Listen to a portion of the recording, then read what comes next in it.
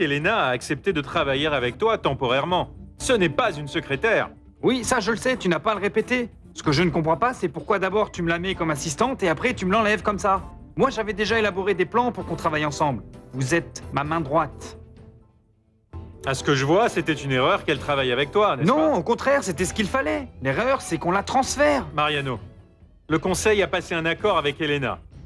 On lui a proposé de travailler avec toi en attendant que l'on prépare son transfert et que la remplaçante de Lisette arrive. La remplaçante est arrivée. Tout est prêt pour le transfert. Elena s'en va. Roberto, j'exige que tu reconsidères ta décision. Mariano, baisse d'un ton. Pardon. Oui, pardon Roberto, pardonne-moi. Elena, pouvez-vous nous laisser seuls? Oui, bien sûr, monsieur.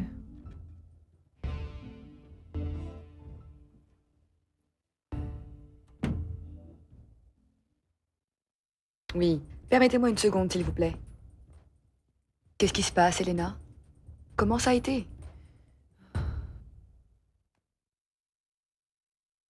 Eh bien, je dois aller récupérer mes billets. Je m'en vais demain. Ah, quel dommage. Moi, je gardais encore l'espoir que tu puisses rester. Ben non, je pars à Chiapas. Même si, pour être franche, moi aussi, j'aurais aimé rester.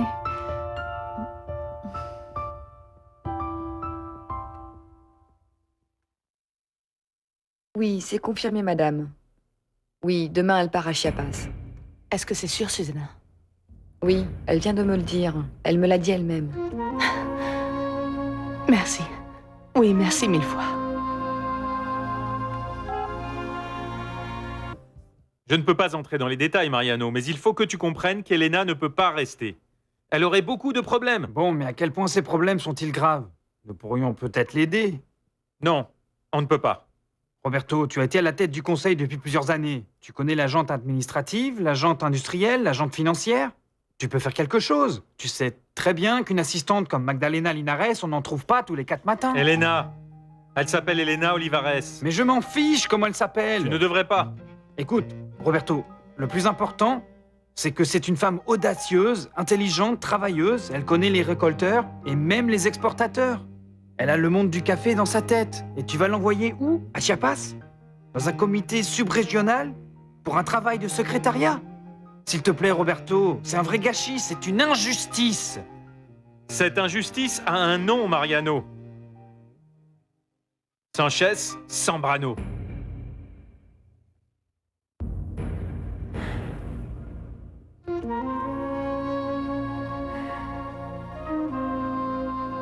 Quelle bonne nouvelle! Alors Elena Olivares va quitter le conseil. Tout à fait. Elle s'en va demain. Susanna vient juste de me le confirmer. Je savais que nous pouvions compter sur Avellaneda. Mais de toute façon, fais attention, hein. Aussi loin qu'on puisse l'envoyer, ce sera jamais trop pour empêcher Diego d'aller la chercher. Ce serait le comble que Diego s'invente un voyage pour aller derrière elle, non? De toute manière, avec cette femme loin de la ville, je me sens beaucoup plus tranquille. Alors, et toi, comment as-tu retrouvé ta maison? La maison bien. Et cette espèce d'idiote a fait un truc à l'ordinateur de Fabian. Il a fallu qu'on appelle un technicien pour qu'il vienne voir ce qu'il y avait. C'est ce que vient de me dire le technicien, maman. Il vient de me le dire. Ils ont copié tous les dossiers sur une disquette et après ils ont effacé toutes mes archives. Mais bien sûr que c'est délicat, maman. Bien sûr que oui, ce sont toutes les informations sur l'entreprise. Écoute, le plus dangereux, c'est que ça tombe entre de mauvaises mains. Tu me comprends? Non, non, non, il faut que tu parles avec Carlos Fontalbo et que tu lui dises ce qu'a fait Marcia. Tu dois le convaincre qu'il doit me retourner ses informations. Écoute, maman, non. Ce n'est pas seulement pour moi. Je te jure.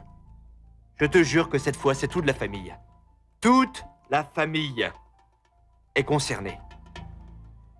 Je te le jure.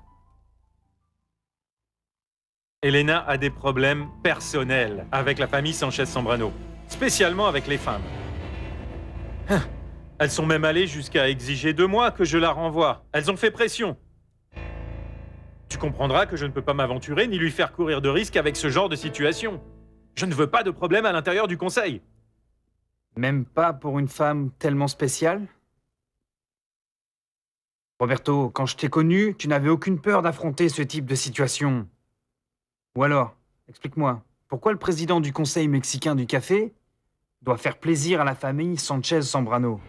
Est-ce que tu leur dois quelque chose? S'il te plaît, tu sais bien que non. Alors dans ce cas, envoie-les donc au diable! Je me rends responsable d'Elena Olivares, mais laisse-la rester à Mexico. J'en ai besoin, Roberto.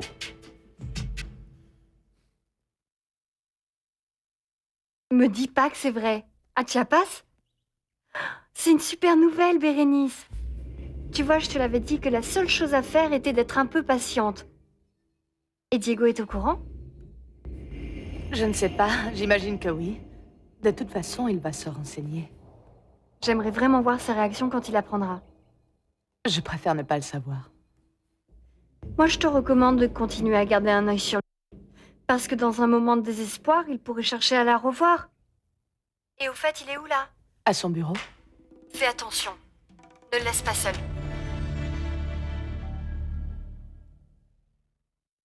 Salut grand-mère.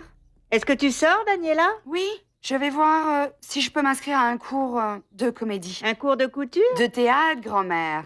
Non, comment ça, de théâtre? Bien sûr, de théâtre, grand-mère. Et qu'est-ce que j'ai fait en France? Je n'étais pas en vacances, j'ai étudié le théâtre. Ah, mais je ne savais pas que tu avais étudié quelque chose en France, ma fille. Grand-mère.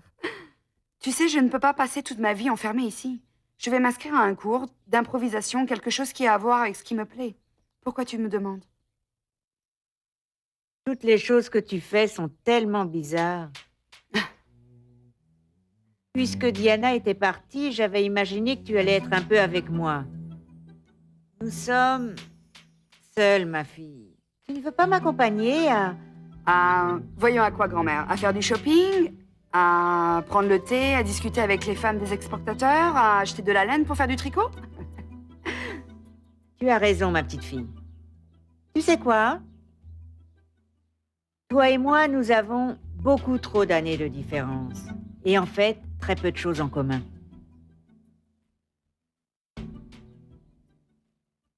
Écoute, j'ai un plan, grand-mère chérie. On va aller ensemble là où tu voudras. D'accord? Tu m'accompagnes voir pour mes inscriptions et je t'accompagne là où tu voudras.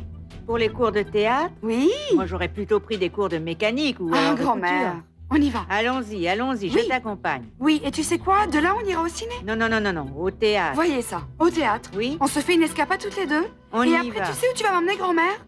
Tu te souviens quand tu m'emmenais à cet endroit près du parc? Où il y avait des galettes aux noisettes délicieuses? Aux noix. Non, c'était à la noisette, grand-mère. Non, aux noix. C'était à la noisette, grand-mère. Écoute, je vais t'emmener pour que tu vois que je m'en souviens parfaitement.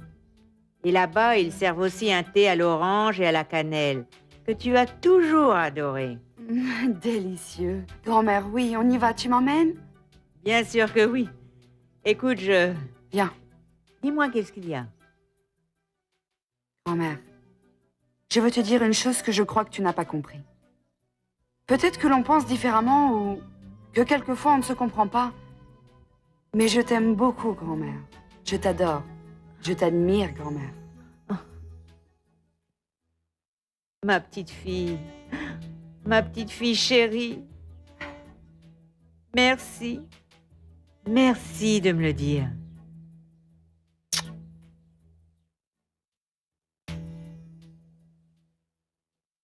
Tu vas voir, grand-mère. Tu vas adorer.